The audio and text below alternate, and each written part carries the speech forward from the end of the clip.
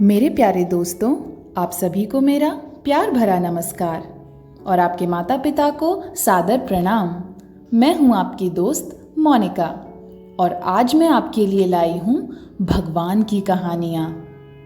आज एक कहानी नहीं है दोस्तों, एक से ज़्यादा हैं, इसलिए कहानियां।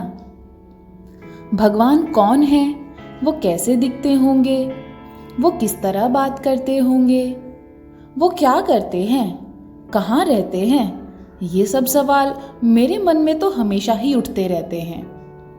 और जब मैंने इसका जवाब ढूंढने की कोशिश की तो मुझे कुछ कहानियाँ मिली और उन्हें मैं आपके साथ साझा करना चाहती हूँ। तो आइए सुनते हैं पहली कहानी। एक बार एक व्यक्ति ने सपना देखा कि वह ईश्वर के साथ, भगवान के साथ समुद्र किनारे चल रहा है। उसकी जिंदगी के कई दृश्य आसमान पर नजर आ रहे हैं। हर दृश्य में उसने देखा कि रेत में पैरों के निशान हैं। कभी कभी निशानों के 2 जोड़े भी दिखाई दिए तो कभी कभी एक। इससे व्यक्ति परेशान हो गया क्योंकि उसने देखा कि जब वह जीवन में परेशान था, जब उसको जीवन में कष्टों का सामना करना पड़ा, तब उसे पैरों के निशानों का एक ही जोड़ा दिख रहा था। इसलिए उसने ईश्वर से पूछा, भगवान से पूछा, आपने मुझसे वादा किया था कि मैं हमेशा तुम्हारे साथ रहूंगा, लेकिन मैंने देखा कि जब मैं मुश्किल में था तब रेत में निशानों का एक ही जोड़ा था। जब मुझे सबसे ज्यादा जरूरत थी तब क्या आप मेरे साथ नहीं थे? ईश्वर ने जवाब दिया, भगवान ने जवाब दिया, अल्लाह ने जवाब दिया, परमेश्वर ने जवाब दिया, उस समय जब तुम पैरों के निशानों का एक ही जोड़ा देख रहे हो, तब मैंने तुम्हें अपनी गोद में उठा लिया था। दोस्तों, आपने इस कहानी में ध्यान दिया होगा कि मैंने ईश्वर के साथ और दूसरे नाम भी लिए। ये सभी नाम ईश्वर के नाम हैं।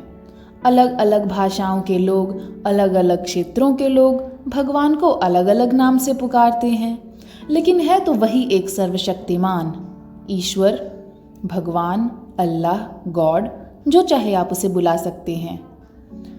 गीता में भगवान कृष्ण ने अर्जुन से ये कहा है कि मैं कण कण में निवास करता हूँ, मैं तुम्हारे अंदर भी निवास करता हूँ। ऐसा क्यों कहा? क्योंकि भगवान वो विश्वास है, वो आस्था है जो हमें जीवन में वो काम करने की ताकत देते हैं जो हम अपने बारे में नहीं सोचते, जो हमें हमारी क्षमता से अधिक लगते हैं, जो हम कभी कल्पना भी नहीं कर पाते कि हम वो कर पाएंगे। दोस्तों, एक और कहानी मैं आपको सुनाती हूँ कि अकल्पनीय काम भी कैसे भगवान की श्रद्धा से हो जाते हैं। एक बार हनुमान ने श्री राम से कहा, हे भगवान, ऐसा कुछ है जो आपसे भी श्रेष्ठ है। श्री राम ने चकित होकर हनुमान से पूछा, वो क्या चीज़ है? हनुमान बोले, हे प्रभु, आपने नाव की मदद से नदी पार की, लेकिन मैंने आपके नाम की शक्ति से पूरा समुद्र पार कर लिया।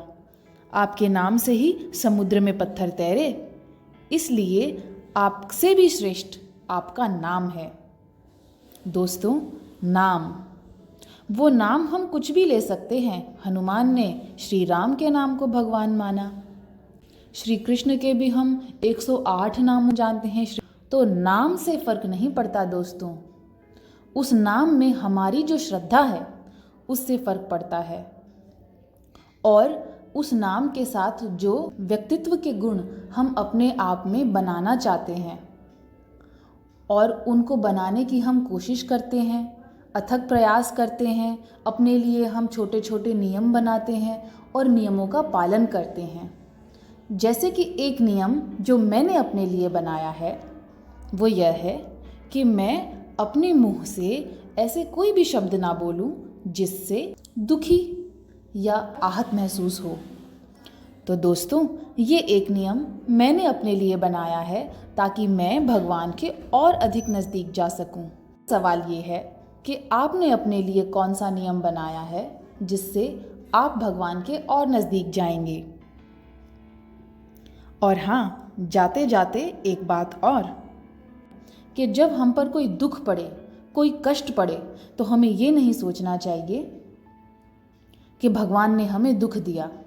हमें ये सोचना चाहिए कि आज हमें जो कष्ट और दुख की परिस्थिति भगवान ने दी है, वो ज़रूर भगवान हमें किसी चीज़ के लिए तैयार कर रहे हैं।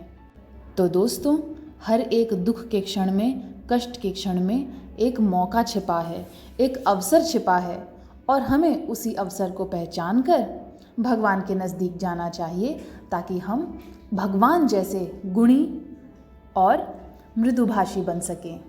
आज के लिए इतना ही। अगली बार हम मिलेंगे पूसलार की कहानी के साथ। ये पूसलार कौन है, इसका जवाब आपको अगली कहानी में मिलेगा दोस्तों। तब तक के लिए नमस्ते।